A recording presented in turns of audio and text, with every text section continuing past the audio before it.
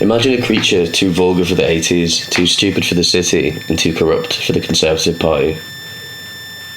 Imagine a man whose mother ironed his shirts until the day she died, and whose father had them kicked out of the country. How would you feel if I told you they'd had a key role in shaping Britain after the fall of the Empire? What if I told you he was Margaret Thatcher's favourite child, Sir Mark Thatcher, the world's worst mummy's boy? Give me a name and address and I'll arrest you. Mister,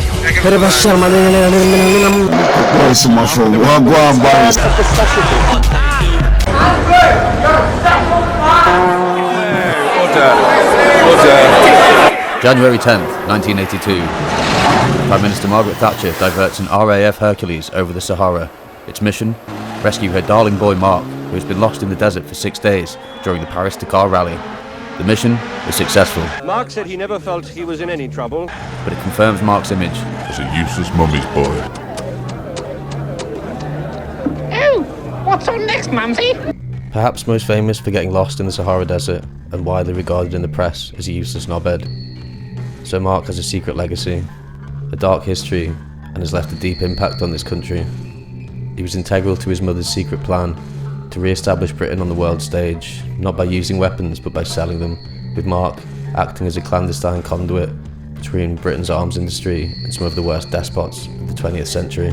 Mark was Pinochet's tank supplier, Saddam Hussein's source of chemical weapons, and a middleman in the biggest deal in British history. But before he was all that, he was Thicky Mork. Oh, bum! In 1971, Margaret Thatcher's favourite child skipped down the steps of Harrow School for the last ever time.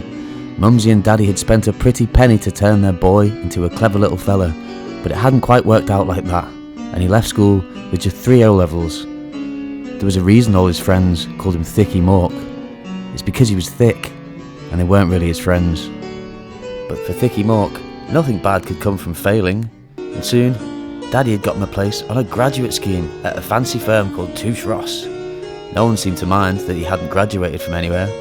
He failed not once, not twice, but thrice to pass his accountancy exam.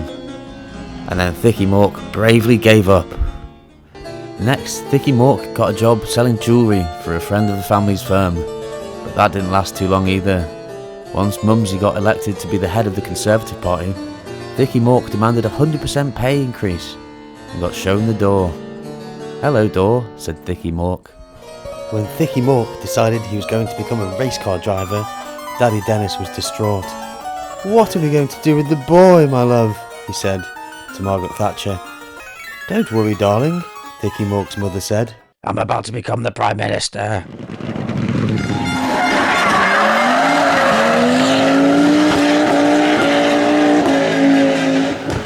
By some strange coincidence, the election of his mother to the highest office in the land coincided with a sudden burst of interest in Mark's racing career.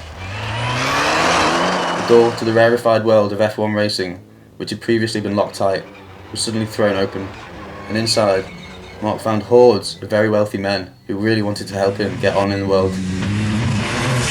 Margaret Thatcher couldn't bear to watch her son's terrible race car driving, but she did watch with great interest as he made new friends in the racing world, particularly the ones from the Gulf states who had deep pockets and a large appetite for weaponry. Finally seeing a use for her useless son, in November 1981, Thatcher sent Mark to the Sultanate of Oman with a signed letter of introduction from Mumsy. Bye, Mumsy. I'm off to marry some money.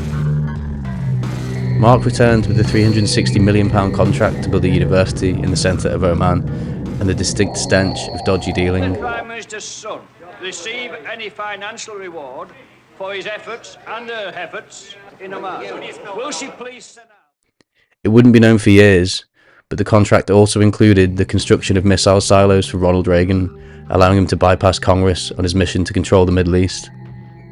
The Oman deal was the prototype for Thatcher's new vision of government, one in which the sole purpose of the state was to create business by using new financial tools and free from the constraints of the law. When questioned in Parliament, Thatcher said, "Members of my family are as much entitled to privacy in going about their private duties as any other citizen." Mark lived at number 10 at the time. The Oman deal put Mark on the radar of some heavy hitters in the world of arms dealing, but it also put him in the targets of a group of MPs who saw him correctly as a weakness in his mother's armour. To spare the Thatcher name being dragged further through the mud, Dennis sent Mark to America, but it was in America that Mark really fell down the rabbit hole. In Texas, Mark worked for Alan Curtis, the chairman of Lotus Cars, and also the head of a secret consortium of arms dealers, bankers, politicians and spies known as the Savoy Mafia. He lived in the house of presidential candidate Ross Perot and spent time with Robert Maxwell. His friends in the racing scene introduced him to the weapons procurers for the Saudi royal family, which included Adnan Khashoggi and Bandar Bush. Mumsy lifted the arms embargo on Chile and introduced Mark to its dictator Augusto Pinochet, who happened to be in the market for 48 chieftain tanks that Mark happened to have lying around. Pinochet also introduced Mark to Dr. Carlos Goldstone, a man who was best friends with Saddam Hussein and the deputy director of the CIA. Mark and Carlos would go into a very lucrative and very dangerous business together. By 1985, Mark was being referred to as the man you needed to know if you wanted to buy weapons from the UK. What Mark had was an impressive Rolodex of contacts that ranged from communist narco-lords to Jeffrey Archer.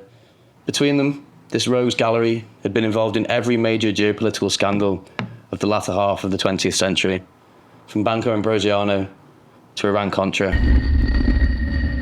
Trying to map this sprawling web of sordid characters is a task that could take literally a lifetime.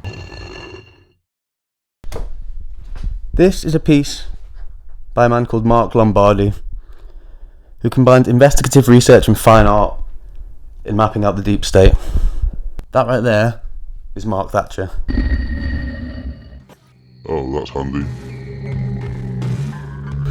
Mark Lombardi has a permanent collection at MoMA and the Whitney. He has a graph and a type of computer program named after him, and has been studied by the FBI, the NSA and the DoD. He made huge diagrams mapping out the constellation of actors in the largest conspiracies of the 20th century, with the vision of producing one continual drawing that would map out the entire global shadow government. Mark Thatcher appears in 4 of Lombardi's massive works, cutting deals that include selling nuclear weapons components to Saddam Hussein, using the foreign aid budget as bribe money, and trying to finance the construction of a super gun that could shoot satellites into space. These pieces also chart Mark's increasing interest in the emerging world of the private military industry. This is called foreshadowing. In February 2000, Mark assembled all of his work together for the first time. 10 days later, he had his biggest ever gallery showing. And 2 weeks after that, police found him hung in his studio, took his body and cremated it without his family's permission.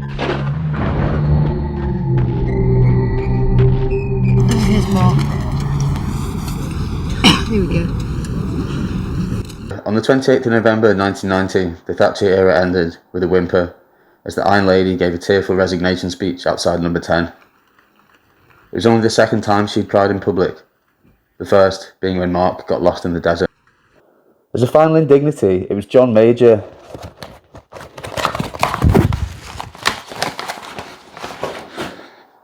who finalised her biggest ever deal. The $48 billion Al Yamamah deal with Saudi Arabia, thought to be the biggest in history. Ironically, it would be this deal, the one she didn't actually do, that would land her in the most hot water. Even before Maggie was given the boot, there were signs of trouble. In 1989, a memo was leaked to Labour MP Jeff Rucker containing damning details of Thatcher's biggest deals. It exposed how she'd collapsed the boundary between the state and big business, paying for bribes with public money while slashing the welfare state, and how she'd conspired with Ronald Reagan to circumvent Congress, arming both sides of the Iran-Iraq war. And it showed that throughout it all, Mark was right beside Mumsy, taking his cut and handling illegal donations to the Tory party. The Conservatives dismissed the Rucker memo as a piece of fiction dreamt up to harm the party, but the problems didn't go away. In March 1990, the inventor of the supergun, Gerald Bull, who Mark had connected with Saddam Hussein, was shot 5 times on his doorstep. 10 days later, a journalist called Jonathan Moyle was found stuffed into a hotel wardrobe in Chile with a plastic bag on his head. The previous night, he had met with Mark's business partner Carlos Goldstone to ask about the company they owned selling helicopters to Iraq. His death was ruled the result of a bizarre sex game gone wrong. A similarly kinky fate befell MP Stephen Milligan shortly after he became the private secretary to the Minister of State for Defence Procurement, Jonathan Aitken, who was Mark's friend, a fellow member of the Savoy Mafia, and financial advisors to both of the firms building the supergun. Days later, MI6 agent turned journalist James Rusbridger wrote to his local news about investigating Milligan's death, and then he went home, put on a gas mask and rubber gloves, surrounded himself with BDSM porn, and hung himself from out his attic. Surprisingly, Mark managed to avoid wanking himself to death in a cupboard, but he had managed to make himself the target of 7 different criminal investigations. Once again he turned to Mumsy, who paid away his problems and sent him off to South Africa, where he settled into a walled-off enclave in Cape Town, known as White Man's Paradise. Africa, a youthful and enchanting land of endless horizons and boundless opportunity. But paradise always has its temptations. Christmas 2003. Margaret Thatcher, now Baroness Thatcher, is lounging by the pool in her son's £200 million villa in Cape Town. Also present are some of the friends Mark's made during his 8 years in exile. What the Baroness doesn't realise is that in 3 months' time, because of these friends, Mark will be facing charges of attempting a coup in Equatorial Guinea and potential lifetime in prison. Trouble would literally come knocking for Mark when his neighbour, a man called Simon Mann, befriended him. Gradually, he let Mark and his mother in on his secret scheme to overthrow the cannibalistic dictator of a tiny West African country called Equatorial Guinea that happened to be swimming in oil. Mark was desperate to be involved in the planning, but Simon didn't need his brains. He needed his money and access to helicopters, which Mark gladly obliged. The actual brains behind the plot came from South African intelligence and special forces, men with names like the Cardinal, Captain Pig and Oil Slick, who had cut their teeth putting down rebellion and enforcing white man's rule in apartheid South Africa. They considered themselves masters of the universe and were used to getting their own way. They loudly discussed their plot in popular restaurants and held well-attended garden party fundraisers. As a result of the behaviour of these gobs of war, well before the big day, their coup was common knowledge among intelligence circles. So when the boys landed in Zimbabwe to refuel, Robert Mugabe was waiting for them and swept up the whole team. The coup ended 2,000 miles from where it was meant to start. It was reported in the press that the mission was a total farce, and it was. But much like Mark himself, the buffoonish exterior hides the sinister machinery behind it.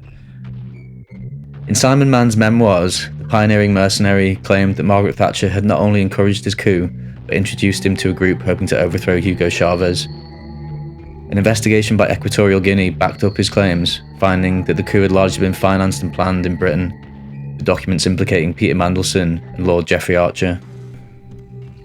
In 2006, Mark was given a 4-year suspended sentence for his role in the coup in Equatorial Guinea, and a £300,000 fine. Now barred from America, Mark's young wife took herself and the kids back home. Monaco blacklisted him, Switzerland denied him residency, and France put him on a list of undesirables. It seemed like charmless Mark was finally getting his comeuppance.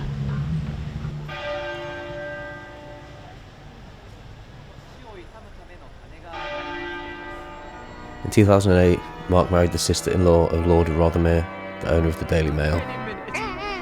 Oh, Dennis, I do think he's found the right girl. She has everything he needs. Money, even more money, and a compass. Their perfect union placed Mark at a level of wealth that meant he never had to bother with corruption anymore. So when the Iron Lady's brain turned to Play-Doh, Mark didn't have to bother with her either. She spent her last Christmas alive alone with her carer while Mark was on a beach in Barbados. When Mark was approached about his mother's lonely Christmas, he said, "She is better than is generally advertised. We have a lot to be thankful for." She died 3 months later.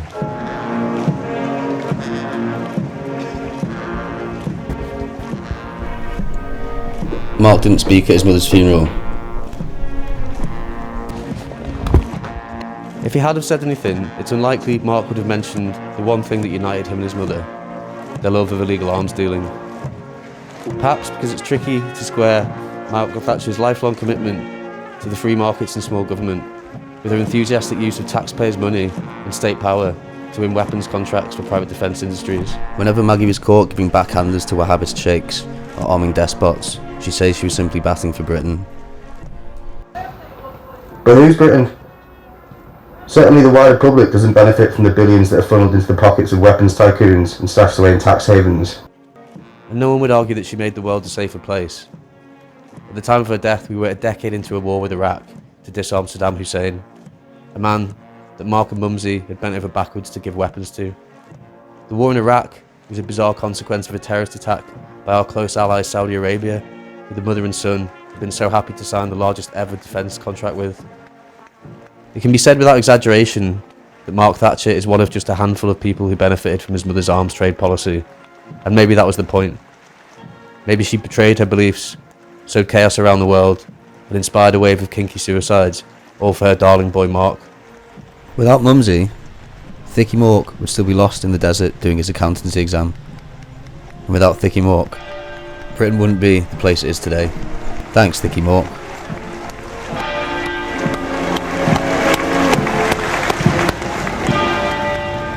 We love a round, we got football. And this is it.